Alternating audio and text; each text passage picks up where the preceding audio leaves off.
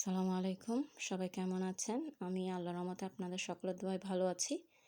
তো আমি আজকে আরেকটি ঝাল নাস্তার রেসিপি নিয়ে হাজির হলাম আপনাদের সকলের সামনে। আজকে আমার নাস্তার রেসিপিটির নাম হচ্ছে দোকানের স্টাইলে ঝাল পেটিস তৈরি। তো প্রথমে আমি ডোটা তৈরি করে নিচ্ছি, দেখতে পাচ্ছেন।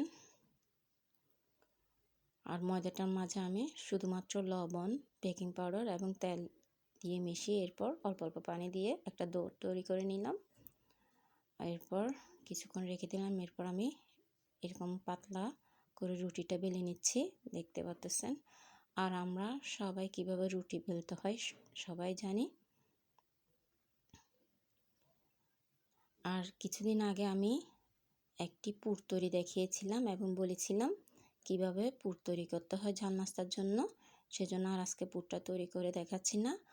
আর এটা হলো যেটা আমি রুটির উপর দিচ্ছি, এটা হচ্ছে কর্নফ্লাওয়ার এবং সয়াবিন তেল একসাথে মিশিয়ে একটা পাতলা ব্যাটার তৈরি করে নিলাম। আর রুটিটার উপর গায়ে দিয়ে তারপর আরেকটা রুটি বসিয়ে দিলাম, সামান্য ময়দা ছিটিয়ে, দেখতে পাচ্ছেন। আবারও পাতলা ব্যাটারটা দিচ্ছি। আর এই তেল মিশ্রিত কর্নফ্লাওয়ারের কারণে কিন্তু ঝাল পেটিসটা একদমই সফট হবে, দেখতে পাচ্ছেন।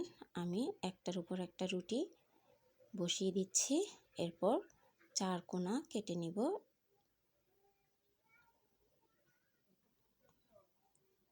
আমি এখানে 3টা করে রুটি দিচ্ছি।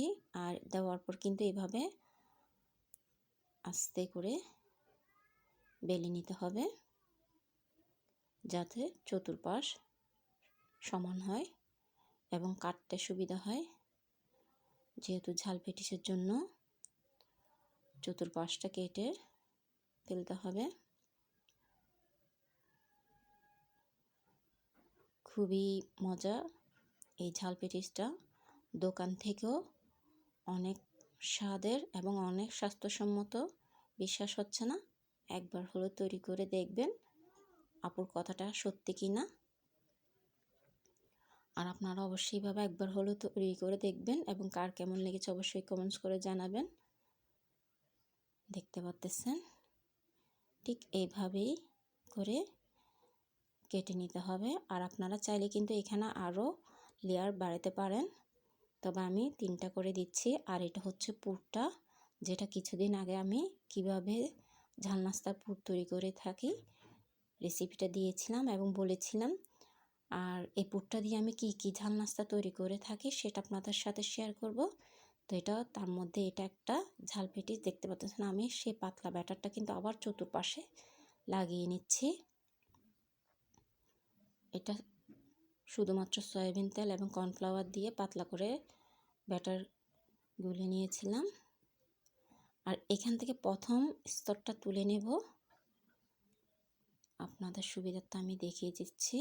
একটু সাবধানতার সাথে তুলতে হবে, দেখতে পাচ্ছেন। একদম পাতলা হয়ে একটা স্তরটা তুলে নিলাম। এরপর এইভাবেই দিয়ে দিতে হবে। প্রথমটা স্তর তুলে নিয়ে কিন্তু প্রথমে আমরা লাগিয়ে দিলাম, এরপর পুরোটাই লাগিয়ে দিলাম, আর তুলতে হবে না।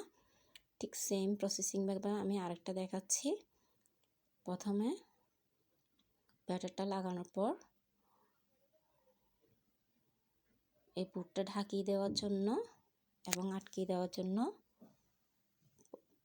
প্রথম স্তরটা তুলে নিলাম, এরপর তৈরি করে ফেললাম। তো দেখতে পাচ্ছেন মাশাআল্লাহ কতগুলো তৈরি হয়ে গেল আমার ঝাল পেটিস। আশা করি আপনাদের ভালো লাগবে। তো আজ এতটুকুই, দেখার জন্য সবাইকে ধন্যবাদ।